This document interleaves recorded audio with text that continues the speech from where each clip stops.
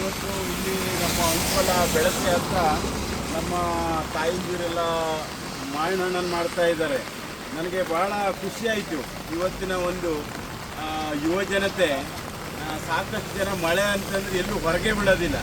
ಆದರೆ ಇವತ್ತು ನೋಡಿ ನಮ್ಮ ವಯಸ್ಸಾದವರು ಅಲ್ವಾ ಅಜ್ಜಿ, ಎಷ್ಟು ಏಜು, ಎಷ್ಟು ವರ್ಷ ನೋಡಿ ಪಾಪ ಮಳೆಯಲ್ಲಿ ಇವತ್ತು ನಾನು ಹೋಗ್ಬೇಕಾದ್ರೆ ನೋಡಿದ್ದೆ, ಕಾರವಾರಕ್ಕೆ ಹೋಗ್ಬೇಕಾದ್ರೆ ಬೆಳಗಿಂದ ಒಂದು 3-4 ತಾಸು ಈ ಮಳೆಲೇ ಕುತ್ಕೊಂಡು ವ್ಯಾಪಾರ ಮಾಡ್ತಾವ್ರೆ. ಇದೆಲ್ಲ ನಿಜವಾಗ್ಲೂ ನಮ್ಮ ಇವತ್ತಿನ ವ್ಯವಸ್ಥೆಯಲ್ಲಿ ಯುವ ಜನರೆಲ್ಲ ಕೆಲಸಕ್ಕೆ ಹೋಗದೆ ಇದ್ದವರು ಮಾದರಿ. ಇವರು ಇವತ್ತು ಭಾಳ ಕಷ್ಟ ಬಿಟ್ಟು ಎಲ್ಲ ಆಗಿ ಬದುಕಿನ ಸಲುವಾಗಿ ನೀವು ಈಗ ಕುತ್ಕೊಂಡಿದ್ರಿ ಅಲ್ವಾ?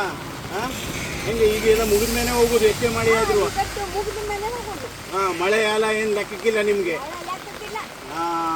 ನೋಡಿ ನೋಡಿ ಇದೆಲ್ಲ ನಮ್ಮ ಯುವ ಜನರ ಅರ್ಥ ಮಾಡ್ಕೊಳ್ಬೇಕು.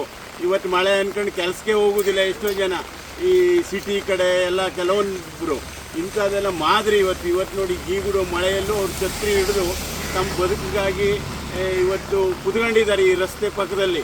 ಭಾಳ ಖುಷಿ ಅನ್ನಿಸ್ತು. ನಾನು ಕೂಡ ಇಲ್ಲಿ ಮಾವಿನ ಹಣ್ಣನ್ನು ಒಂದು ಅಂಕೋಲ ಭಾಗದಲ್ಲಿ ಇದು ಉತ್ತಮವಾದ ಈ ಭಾಗದಲ್ಲಿ ಮಾವಿನ ಹಣ್ಣು ಸಿಗ್ತದೆ, ಎಲ್ಲ ಬಂದು ತಗೊಳ್ಳಿ. ಯಾಕಂದರೆ ಇವ್ರು ಬದುಕಿಗಾಗಿ ಇಲ್ಲಿ ಈ ಒಂದು ವ್ಯಾಪಾರವನ್ನು ಮಾಡ್ತಾ ಇದ್ದಾರೆ ಅಂತ ಹೇಳಲಿಕ್ಕೆ ಇಷ್ಟಪಡ್ತೇನೆ.